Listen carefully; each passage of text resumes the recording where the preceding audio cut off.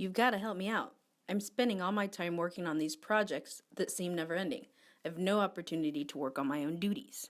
I mean, I admit it, I do have a huge menagerie of my staff's monkeys, but what can I do about it? And what can I do about the problems with my boss? And about the time-consuming demands of all the other people in the organization? Many of those downward leaping monkeys from your boss and those sideways leaping monkeys from your peers are offspring of the upwards leaping monkeys from your staff. Once you correct this situation with your staff, you'll have time to deal with those other two sets of monkeys. Here, I'm going to give you 4 rules to help you manage your problem. Rule 1.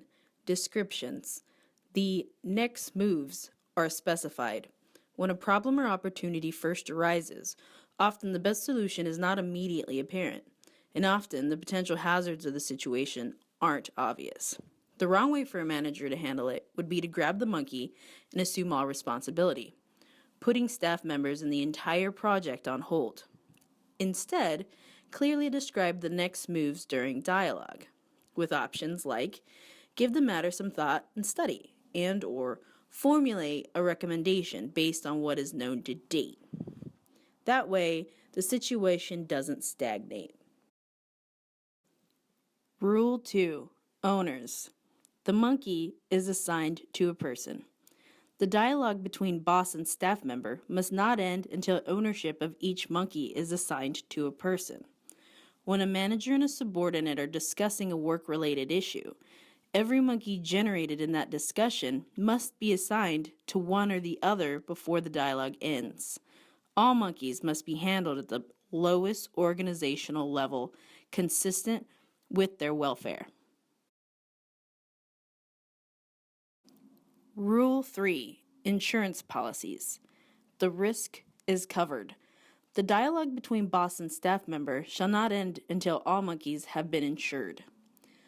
The rule provides a systematic way to balance your staff's needs for freedom in handling their monkeys with simultaneously your responsibility for the outcome, ensuring they make only affordable mistakes.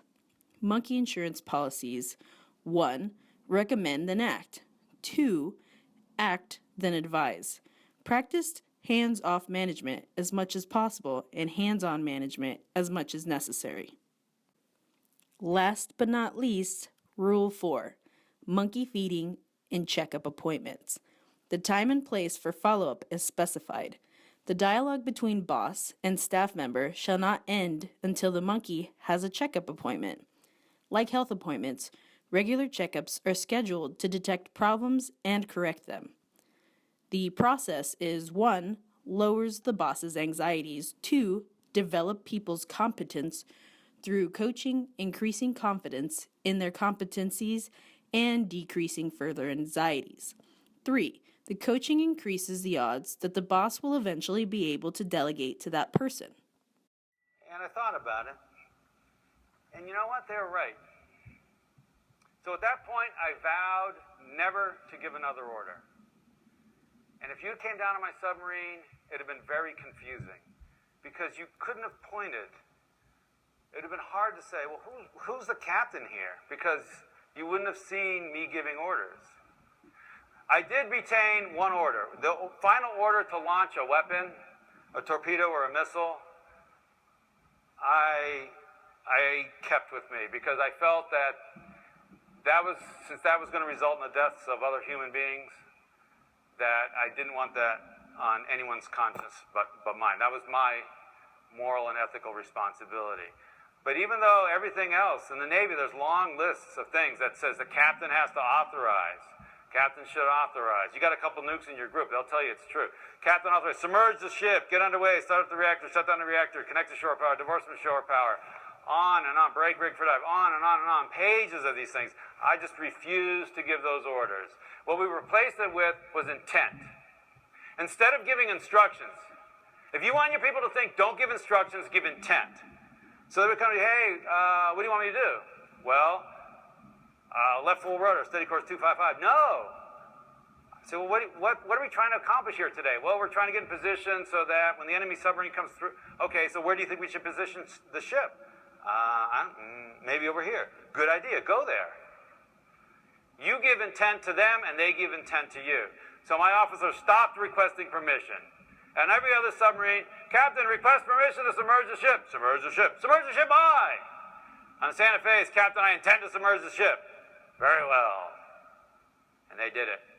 And it might seem like it's a very small, nuanced change of language, but it was hugely powerful because the psychological ownership now shifts to them. They need to discover the answer. Otherwise, you're always the answer man. You can never go home and eat dinner. And so we started doing this. And it was hugely powerful. Actually, went another step. Then I got smarter and I said, when the officer said, Captain, I intend to submerge the ship, I would ask him, well, what do you think I'm thinking right now? And he'd look at me, hard to tell. I'm guessing you're wondering whether it's safe. Bingo! I said, well, convince me it's safe. He said, Captain, I intend to submerge the ship. All men are below. Hatches are shut. Ship's rigged for dive. I checked the bottom deck.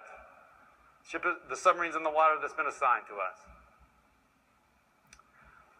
Then later I would ask them, is it the right thing to do? And they would say, well, yes, sir, because our mission requires that we... And these are the two pillars that I think support this idea of giving control. These are the two pillars that need to be in place. The technical competence, which is represented by, is it safe? And the organizational clarity, which is represented by, is it the right thing to do? And you put those things in place, and then you can give control. And you give control, and you put those things in place. And you are off to the races. And on another submarine, there was one guy in charge, one guy giving orders, one guy thinking, and 134 people doing what they're told. I don't care how smart you are. On my submarine, I got 135 thinking, active, passionate, creative, proactive, taking initiative people. It's a tidal wave. You don't stand a chance.